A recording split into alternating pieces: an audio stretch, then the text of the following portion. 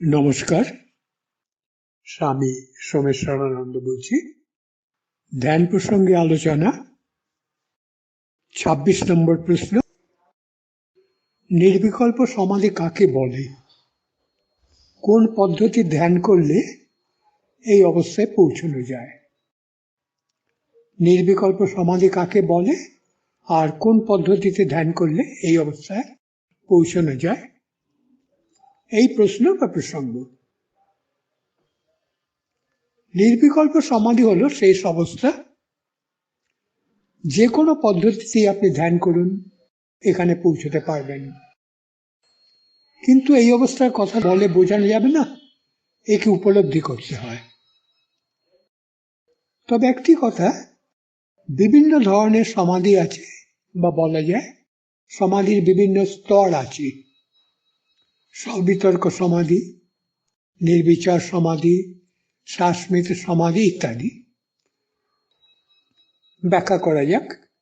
আগে আপনার দৈনন্দিন জীবন থেকে কয়েকটি ঘটনার উল্লেখ করি, যাতে এগুলো বুঝতে সুবিধা হয় একটু রূপকের মাধ্যমে। মনে করুন আপনি টিভি দেখছেন, ভারত পাকিস্তানের ওয়ানডে ক্রিকেট ম্যাচ। পাকিস্তান প্রথমে ব্যাট করে ২৭৮ রান করেছে। ভারত খেলতে নেবে ৪৮ ওভারে ২৬২ রান ৮ উইকেটে। উদাহরণটা দিচ্ছি দৈনন্দিন জীবন থেকে, যাতে আপনার বুঝতে সুবিধা হয়। তাহলে পাকিস্তান ২৭৮ আর ভারত ৪৮ ওভারে করেছে ২৬২ ৮ উইকেটে, আর ২ ওভার বাকি আছে। জিততে হলে ভারতকে ১৭ রান করতে হবে বাকি ২ উইকেটে। এমন সময় আপনার মনের অবস্থা কি? স্মৃতি থেকে মনে করার চেষ্টা করুন তো। টিভির পর্দায় আপনার পুরো মন, বাইরের সামান্য শব্দেও আপনার বিরক্তি, ডিস্টারবেন্স হচ্ছে, অসহ্য লাগছে। মোবাইল ফোনের সুইচ বন্ধ রেখেছেন, ৪৯তম ওভার শেষ, আরেকটি উইকেট পড়েছে ভারতে, রান ২৭০। মনে করুন শেষ ওভারে ৯ রান করতে হবে, হাতে মাত্র একটা উইকেট। একটু স্মৃতি থেকে চিন্তা করুন এই অবস্থা আপনার মনের অবস্থা। ওই পরিস্থিতিতে শেষ ওভারে ৯ রান করতে হবে, হাতে মাত্র একটা উইকেট। ওভার শুরু হলো। প্রথম বলে হরভজন ২ রান নিয়েছে। এই আমি বলছি, এই সময়টা কিন্তু শোনার সঙ্গে সঙ্গে আপনি নিজের মনের অবস্থাটার দিকে উঠে তাকাবেন। মনটা কিরম চেঞ্জ করছে, কিভাবে অন্য চিন্তা কমে এসে আপনার মনে শুধু একটা ভাব, ওই টিভির কিভাবে কনসেন্ট্রেট হচ্ছে, এটাও কিন্তু অনুভব করতে করতে চলবে, তাহলে আরো বুঝতে পারবেন। হরভজন ২ রান নিয়েছে, দ্বিতীয় বলে কোনো রান নয়, তৃতীয় বলে একটা সিঙ্গেল, আর মাত্র ৬ রান, ৩ বল বাকি। আশিস নেহরা ব্যাট করছে। এই ঠিক এখন আপনার মনের অবস্থা কি? টেনশন আছে, কিন্তু সমস্ত মন টিভিতে। আশেপাশে সবকিছু ভুলে গেছেন আপনি। এই অবস্থাকে স্মৃতি থেকে মনে করুন, পরে আবার এর উল্লেখ করব। কেন এই খেলার খবরটা বলছি? আমি একটা রূপক দিয়ে বোঝাতে চাইছি সেই অবস্থা আপনার মনে কি হয়, বা যখন সমাধিস্থ পথে যান কি হয় মনে অবস্থা। খেলার কথা দিচ্ছি কারণ আপনারা অনেকেই টিভিতে খেলা দেখে এই অবস্থা পরিস্থিতিতে পড়েছেন, স্মৃতি থেকে আনতে সুবিধে। এবার দ্বিতীয় ঘটনার উল্লেখ করি। নেতাজি স্টেডিয়ামে আপনি গেছেন রবিশঙ্করের অনুষ্ঠানে। সেতারে আরোহ অবরোহ চলছে, আপনি চোখ বন্ধ করে শুনছেন, মন স্থির। স্টেডিয়ামে বসা কয়েক হাজার শ্রোতার কথা ভুলে আপনি তখন পুরো মন দিয়ে শুনছেন। লক্ষ্য করুন, ধ্যানের সময় যেমন চারদিক কি হচ্ছে সব ভুলে গিয়ে আপনি শুধু স্থির রেখেছেন, মন স্থির হয়ে আসছে ক্রমশ। ঠিক সেরকম আলাপ শেষ হতে চলেছে রবিশঙ্করের সেতারে। এমন সময় আপনার মনের অবস্থা কি স্মৃতি থেকে মনে করার চেষ্টা করুন। পরে আবার এই ঘটনার উল্লেখ করব। দেখুন, দুটো ঘটনা কিন্তু আমরা এখানে বলছি যে পরে আবার উল্লেখ করব, একটু দেখে নিন। কেন বলছি? এই ঘটনাগুলোর সময় আপনার মনের পরিস্থিতি, দুটো পরিস্থিতিকে যেন মেলাতে পারেন, মনের অবস্থা। এখানে শুধু একটি কথা বলিনি। প্রথম ঘটনায় টিভিতে ক্রিকেট ম্যাচ, আপনার মনে চিন্তা, থটস। কিন্তু দ্বিতীয় ঘটনায় রবিশঙ্করের আলাপ সেতারে আপনি জোর দিয়েছেন অনুভবে, ফিলিং। কথাটা বুঝতে পারছেন? যখন টিভিতে খেলা দেখছেন তখন চিন্তা, আর যখন রবিশঙ্করের কথা এই বাজনা শুনছেন তখন অনুভব। মনের এই অবস্থাগুলোকে একটু স্মৃতি থেকে এনে বোঝার চেষ্টা করুন, যাতে আপনি বুঝতে পারেন সমাধিস্থ অবস্থায় যাবার পথটা বা ফিলিংটা কেমন হয়। দুটো ঘটনা হয়েছে, এবার তৃতীয় ঘটনায় টিভিতে রবিশঙ্করের সেতার শুরু হয়েছে ঝালা। তীব্র গতিতে তার হাত খেলে যাচ্ছে তারের ওপর। আপনার মন আরো কেন্দ্রীভূত হয়ে যাচ্ছে শব্দ তরঙ্গে। ঝালা মানে তখন প্রচন্ড জোরে চলছে, খুব দ্রুত চলছে। যারা জানেন না এই ব্যাপারটা, শুধু তাদের জন্য বলছি, যখন বাজনাটা খুব দ্রুত শুরু হয়েছে এই সময়টা, চারদিকে সব কিছু ভুলে গেছেন আপনি। শুধু কান নয়, আপনার সমস্ত শরীরই যেন ওই ঝালায় নিবদ্ধ হয়ে গেছে। এমন অভিজ্ঞতা আপনার নিশ্চয়ই হয়েছে। স্মৃতি থেকে মনে করুন তো। এটা হলো তৃতীয় ঘটনা। প্রথম ঘটনা টিভিতে খেলা দেখছেন ক্রিকেট, চিন্তা। তারপরে দ্বিতীয় ঘটনায় সেটা শুনছেন, অনুভব, ফিলিং। তৃতীয় ঘটনায় অনুভবের মধ্যে আবার ঝালা, মানে তখন অন্য চিন্তা আরো কমে গেছে এই অবস্থা থেকে। এবার চতুর্থ ঘটনা, রবিশঙ্করের সেতার বাজনা শেষ হলো টিভিতে, আর ঠিক তখনই বাড়িতে লোডশেডিং। সেতার বাজনা শেষ আর সঙ্গে সঙ্গে লোডশেডিং। আপনি চেয়ারে বসে আছেন চোখ বন্ধ করে, সেতারের আওয়াজ তখনও যেন আপনার মনে অনুরণন জাগিয়ে চলছে, রেজোনেন্স জাগিয়ে চলছে। কিছুক্ষণ পরে সেই অনুরণন বন্ধ। স্মৃতি থেকে মনে করুন, মিলিয়ে নিন, আসলে বুঝতে সুবিধা হবে। কিন্তু একটা অদ্ভুত নিস্তব্ধতা আপনার মনে, আপনি যেন সেই শূন্যভাবকে অনুভব করছেন। তাহলে চতুর্থ ঘটনা কি? বাজনা শেষ, আপনার মন শান্ত, চোখ বন্ধ, লোডশেডিং হয়ে গেছে, উঠতে পারছেন না, চেয়ারে বসে আছেন, বাজনা বন্ধ, কিন্তু বাজনা যেন তখনও সেতারে মনের মধ্যে অনুরণন জাগিয়ে চলছে। মনে হচ্ছে বাজনাটা যেন এখনো চলেছে। আস্তে আস্তে সেই সূক্ষ্ম শব্দ বন্ধ, আপনার মনে অদ্ভুত নিস্তব্ধতা। আপনি যেন সেই শূন্য ভাবকে অনুভব করছেন। স্মৃতি থেকে মনে করুন এমন অবস্থা। উপরে চারটি ঘটনায় আপনার মনে ভিন্ন ভিন্ন রকম অনুভব হয়। সেগুলোকে স্মৃতি থেকে মনে করতে পারলে বিভিন্ন রকম সমাধিকে কিছুটা বুঝতে পারবেন। প্রথমটা খেলা দেখছেন টিভিতে, চিন্তা। দ্বিতীয়টা সেতার শুনছেন, অনুভব। তৃতীয়টা ঝালা চলছে সেতার বাজনার, মানে তখন অন্য চিন্তা আরো বন্ধ হয়ে যাচ্ছে। আর চতুর্থ চিন্তায় বাজনা থেমে গেছে, লোডশেডিং, উঠছেন না, চেয়ারে বসে চোখ বন্ধ করে রয়েছেন। সেই সময়টা যেন বাজনাটা তখনও চলছে মনে হচ্ছে। কিছুক্ষণ পর সেই বাজনাটা বন্ধ হয়ে গেল মনে মনে। তখন একটা অদ্ভুত নিস্তব্ধতা। এই চারটে ঘটনার কথা আমরা বলছি। উপরের 4টি ঘটনায় আপনার মনে ভিন্ন ভিন্ন রকম অনুভব হয়। সেগুলোকে স্মৃতি থেকে মনে করতে পারলে বিভিন্ন রকম সমাধিকে কিছুটা বুঝতে পারবেন। নানা রকম সমাধি অবস্থা আছে। বিতর্ক, বিচার, আনন্দ, অস্মিতা দিয়ে শুরু।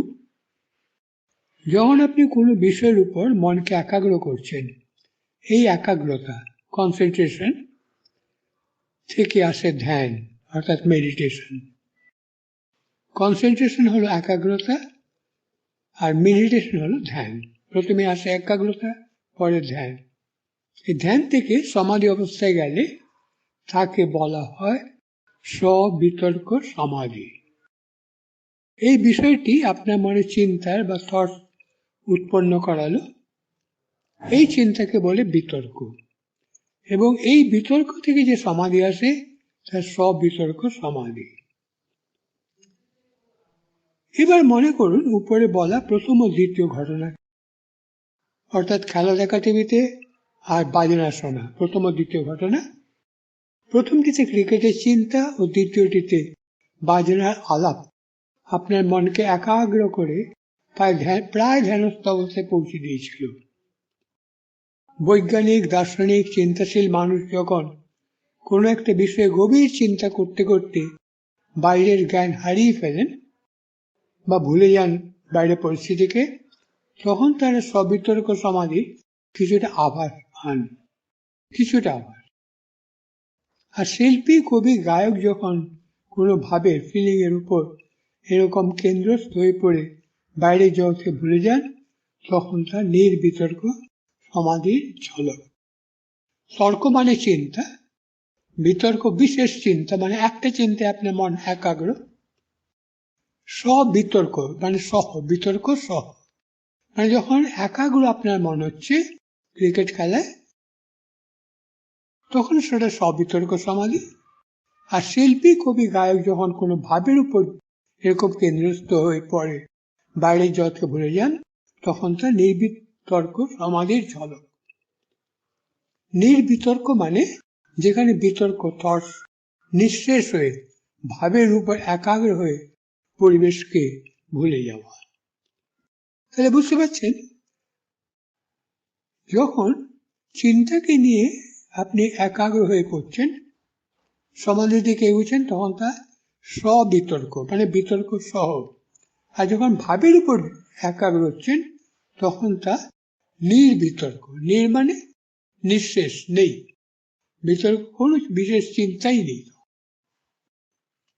এই যে নির্বিতর্ক সমাধি, হৃদয়ের ভাব বা অনুভূতিতে লীন হয়ে যায় মানুষ। এখানে ঝালায় এরকম অবস্থা হয়। ঝালা মানুষের তৃতীয় ঘটনাটা মনে করুন, যেটাকে আমরা আলোচনা করেছিলাম। সেখানে কি হয়, একেবারেই কমে যায় ওটা। সবিতর্ক, নির্বিতর্ক যেমন স্থূল বিষয়কে নিয়ে, তেমনি সবিচার নির্বিচার হলো সূক্ষ্ম বিষয়কে নিয়ে। দেখুন, আমরা আগে কি বলেছি, থটস এবং ফিলিং এগুলোকে নিয়ে সেগুলো সবিতর্ক, নির্বিতর্ক। স্থূল বিষয়কে নিয়ে, কেন থট কোনো বিষয়ের চিন্তা, তো সেই বিষয়টা স্থূল, অবজেক্টিভ। ভাবও যে আপনার মনে উঠছে, সেটা কিন্তু কোনো বিষয়কে নিয়ে, এবং সেই বিষয়টা স্থূল, অবজেক্টিভ। তাহলে সবিতর্ক, নির্বিতর্ক সমাধিতে মানুষ যখন যায়, তখন স্থূল বিষয়কে নিয়ে, কিন্তু সবিচার আর নির্বিচার হলো সূক্ষ্ম বিষয়কে নিয়ে। দেখুন, এগুলো ধ্যানের বিভিন্ন পদ্ধতি। যেমন বৌদ্ধরা ভাবের উপর ধ্যান করেন, তারা চিন্তার উপর নন। আবার ভক্তরা অনেক সময় স্মরণ মননে যে ধ্যানটা করার চেষ্টা করেন, সেটাই চিন্তা রয়েছে। অর্থাৎ ধ্যানের বিভিন্ন রকম পদ্ধতি। যখন স্থূল বিষয়কে নিয়ে করছেন, স্থূল বিষয়কে চিন্তার মাধ্যমে করলে সবিতর্ক, ভাবের মাধ্যমে, ভাব বা ফিলিং এর মাধ্যমে করলে নির্বিতর্ক। এখানে বিষয়টা স্থূল। যেমন আপনি ইষ্ট রূপ কল্পনা করছেন, এই কল্পনা একটা চিন্তা, এবং ইষ্টের রূপ আছে, আপনি ছবিতে ফটো দেখেছেন। অথবা এটা যদি আপনি সমাধিতে যান এভাবে, সেটা প্রথমে হবে সবিতর্ক। আবার যেতে যেতে ভক্তিতে একবারে প্রাণ ডুবে গেল, ইষ্টের রূপ সেখানে চলে গেল, ইষ্টে যেন একটা ভাবে পরিণত হলেন, তখন সেটা নির্বিতর্ক। এরকম সবিচার নির্বিচার হলো সূক্ষ্ম বিষয়কে নিয়ে। ব্যাখ্যা করে বলছি। চতুর্থ ঘটনার কথা মনে করুন। ঝালা বন্ধ হয়ে গেছে, এরই অনুপস্থিতি আপনি অনুভব করছেন। এই শূন্যতার ভাব অনুভব করতে করতে এইভাবে তল্লীন হয়ে গেলে আসে সবিচার সমাধি। সবিচার, এখানে বিচার মানে চিন্তা, নির্বিচার মানে মনের কোনো বৃত্তির সম্পর্কেই জড়িত নয়। আর নির্বিচার সমাধি, আমি শূন্যতাকে অনুভব করছি, এই অনুভূতিও থাকে না এখানে।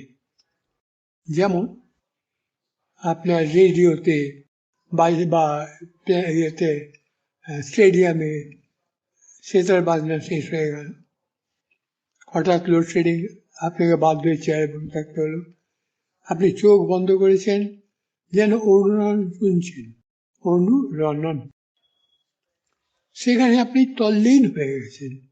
তখন হলো প্রথমে সবিচার সমাধি। আরেকবার বলি, চতুর্থ ঘটনার কথা একটু মনে করুন। ঝালা বন্ধ হয়ে গেছে, এরই অনুপস্থিতি আপনি অনুভব করছেন। এই শূন্যতার ভাব অনুভব করতে করতে আপনি বাহ্য পরিবেশকে ভুলে গেছেন।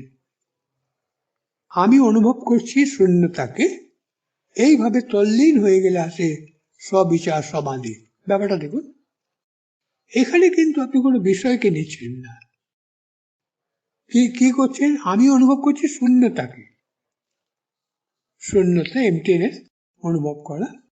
তখন প্রতিভা হলো এটা সবিচার সমাধি।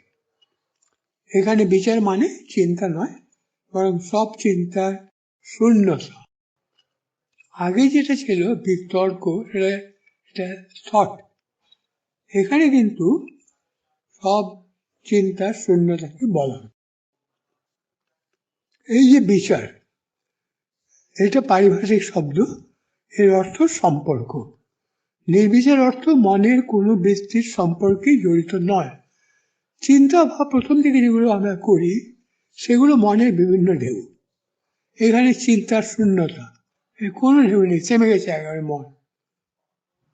এর আগে যে ধ্যানে আপনি শূন্য থেকে অনুভব করছেন, এটা কিন্তু অনুভব করছেন, আপনি বুঝতে পারছেন আপনি এটা কিছু অনুভব করছেন, কিন্তু এখানে সেটাও থাকে না। অর্থাৎ আপনি যে কোনো কিছু অনুভব করছেন, সেই ফিলিংও থাকে না, সেই অনুভবও থাকে না। নির্বিচার সমাধিতে এটাই হয়, আমি শূন্যতাকে অনুভব করছি, এই অনুভূতিও থাকে না এখানে। এই নির্বিচার সমাধিও কিন্তু শেষ কথা নয়। আত্মা বা চরম সত্য এখন যেন একটা কাচের দেওয়াল দিয়ে আড়াল করে আছে। এই অবস্থায় চেতনা এক বিষয় খুঁজে বেড়ায় মনের মধ্যে, কারণ বিষয় ছাড়া মন থাকতে পারে না। বিষয় মানে যে কোনো জিনিস, সেটা আমার মনে টেবিল ল্যাম্প হতে পারে, পাহাড়ও হতে পারে। তাহলে এই নির্বিচার সমাধিও কিন্তু শেষ কথা নয়। আত্মা বা চরম সত্য এখন যেন একটা কাচের দেওয়াল দিয়ে আড়াল করা, সেটা কিন্তু ঠাকুরের কথা আপনি পাবেন। কিন্তু কথায় কথায় বলা হয় যে এটা থাকছে না, এটা আস্তে আস্তে বিলীন হয়ে যাচ্ছে। কিন্তু এটা শেষ কথা না। এই অবস্থায় বা সমাধিতে থাকতে থাকতে সাধকের মনে বৃষ্টি উঠতে পারে, তিনি মনে করতে পারেন যে তিনি চরম অবস্থাকে উপলব্ধি করে ফেলেছেন। সবকিছুর বিলীনত্বকে তিনি অনুভব করছেন, সঙ্গে সঙ্গে তিনি নির্বিচার থেকে সবিচার অবস্থায় ফিরে আসবেন। এমন হলে কেন আপনার আমি চেতনা সেটা চলে এসছে। অহংকার আর এটাকে, যেটা প্রাইড নয়, যেটা বেদান্তে বলছে অহংকার, এটা হচ্ছে একটা বৃষ্টি চেতনা। আমাদের কাজকর্ম চলে এই বিষয়টা, এই বৃষ্টিটাকে কেন্দ্র করে। এই নির্বিচার সমাধিও কিন্তু শেষ কথা নয়। আত্মা বা চরম সত্য এখন যেন একটা কাজ থেকে আড়াল করা রয়েছে। এই অবস্থায় চেতনা অন্যরকম হয়ে যাচ্ছে, কিন্তু যেন এই অবস্থায় চেতনা এক বিষয় খুঁজে বেড়ায় মনের মধ্যে। মনে করুন বৃত্তের কেন্দ্রে রয়েছে আত্মা আর পরিধি হলো মন। একটা বৃত্তের সার্কেল, তার পরিধি হলো মন। এই সমাধিতে আপনার চেতনার মুহূর্তগুলি একটু লক্ষ্য করুন স্মৃতি থেকে এনে। তখন কি হয়, আপনার চেতনা খুঁজছে পরিধির এক বিন্দুকে, কিন্তু কোনো বিন্দু পাচ্ছেন না। না পেয়ে চেতনা তখন ঝাঁপ দেয় কেন্দ্রে, ঘুরে যায় আত্মগুলো। উপরে 4 রকম সমাধি, অর্থাৎ সবিতর্ক, নির্বিতর্ক, সবিচার, নির্বিচার ইত্যাদি। এগুলি ছাড়াও আছে সানন্দ সমাধি ও সস্মিতা সমাধি। এগুলো কি ব্যাপার? দেখুন, যে কোনো পদ্ধতি হোক, ধ্যান করতে করতে সাধক হঠাৎ মনের মধ্যে অসীম আনন্দ খুঁজে পান। তিনি আনন্দ অনুভব করতে থাকেন একটানা, আনন্দে বিভোর হয়ে যান। তিনি প্রথমে আমি আনন্দকে অনুভব করছি এই ভাবটা থেকে, আনন্দ উঠছে এবং আমি সেটা ভোগ করছি বা অনুভব করছি। আমি আনন্দময় বা আনন্দই আমার স্বরূপ বলে মনে হয় তার। আমি এবং আনন্দ এই দুইকে তার অনুভব হয় এক হিসেবে, অর্থাৎ আমি আনন্দ।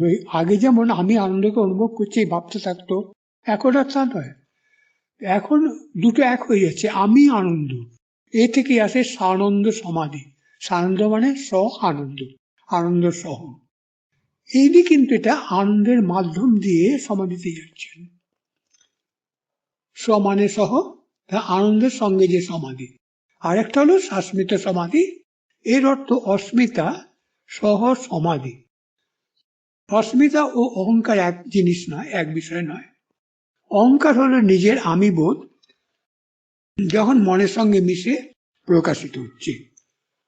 সেটা বুঝিয়ে বলি, অহংকার আর অস্মিতার পার্থক্য কি। অস্মিতা হচ্ছে আইডেন্টিটি, আর অহংকার আইডেন্টিটি, কিন্তু দুয়ের মধ্যে সূক্ষ্ম ভাগ আছে। অহংকার হলো নিজের আমিবোধ যখন মনের সঙ্গে মিশে প্রকাশিত হচ্ছে, সে তখন কর্তারূপে দেখা দেয়। Awareness of one's individuality as a ডুয়ার।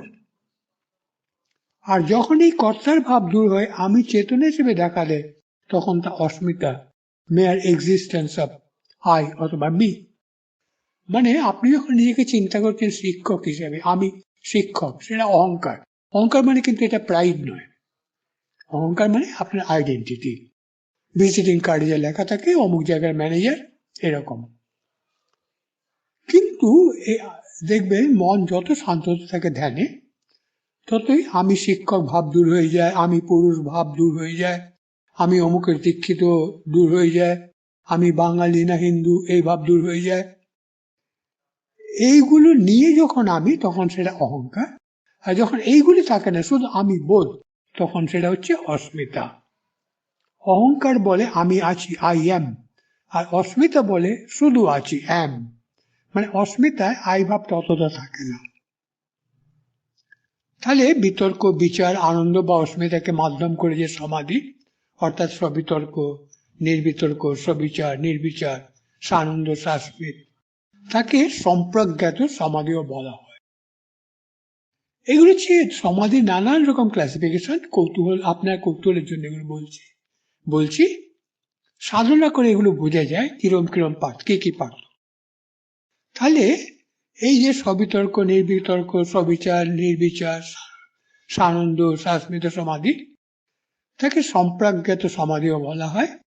সম্প্রজ্ঞা, প্রজ্ঞা থেকে যেগুলো আসছে। মন খুব সূক্ষ্ম ও শুদ্ধ হলে সাধক এটি উপলব্ধি করতে পারে। কিন্তু এটি শেষ কথা নয়, কারণ মনের মধ্যে স্থূলভাবে না হোক, সূক্ষ্ম রূপে লক্ষণ সংস্কারের বীজ থাকে। সূক্ষ্মভাবে তখন এটাকে ধরা খুব মুশকিল। কিন্তু যারা রেগুলার ধ্যান করেন এবং এগুলোকে স্টেপগুলোকে বুঝতে পেরেছেন, তারা কিন্তু চট করে অনুভব করে ফেলেন জিনিসটাকে। মনের মধ্যে তখন স্থূলভাবে না হোক সূক্ষ্মরূপে তখনও সংস্কারের বীজ থাকে। এর পরের স্তর অসম্প্রজ্ঞাত সমাধিতে সাধক আরো এগিয়ে যান বা গভীরে চলে যান। সূক্ষ্মরূপে না থেকে সংস্কারগুলি তখন অপ্রকট আনম্যানিফেস্টেড অবস্থায় চলে যায়। স্থূল, গ্রস, সূক্ষ্ম, স্যাটল, অপ্রকট, সম্ভাব্য, পোটেন্ট, তিনটি অবস্থা। অর্থাৎ স্থূল সূক্ষ্মের পরেও অপ্রকট মানে সম্ভাব্য, পোটেন্ট, এই তিনটি অবস্থায়। যেমন গাছ হলো স্থূল, গাছের বীজ সূক্ষ্ম, আর ওই বীজের মধ্যে যে জিন তা যেন অপ্রকট অবস্থায়, মানে ম্যানিফেস্টেডই হয়নি কিন্তু হতে চলেছে। আপনার মনে যখন রাগ উঠছে তখন এটা স্থূল রূপ, বিশেষ একটি সংস্কারের স্থূল রূপ। এটি যখন উঠতে যাচ্ছে তখন আপনি তা বুঝতে পারবেন যদি আপনার মন খুব সংবেদনশীল হয়, সেন্সিটিভ, কিংবা ধ্যানের সময়।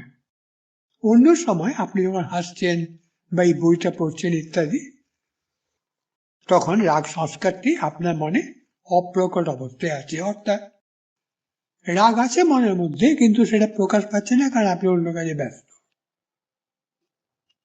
সম্প্রজ্ঞ সমাধির অর্থ সম্যক জ্ঞানপূর্বক সমাধি, অর্থাৎ বিতর্ক, বিচার আর আনন্দ, যেটার মাধ্যমে এটা আরম্ভ হয়। মন থেকে অশুদ্ধতা চলে যায় এই অবস্থায়। আর যখন শুদ্ধভাবে চলে যায় তখন ঘটে অসম্প্রজ্ঞাত সমাধি। অর্থাৎ গোলাপ গাছ থেকে প্রথমে কাঁটা বিলীন হলো, এরপর ফুলও বিলীন হয়ে গেল। কিন্তু কাঁটা ও ফুল চলে যাবার পর গাছ তো থাকে। অসম্প্রজ্ঞাত সমাধিও তাই দুই প্রকার, সবীজ ও নির্বীজ।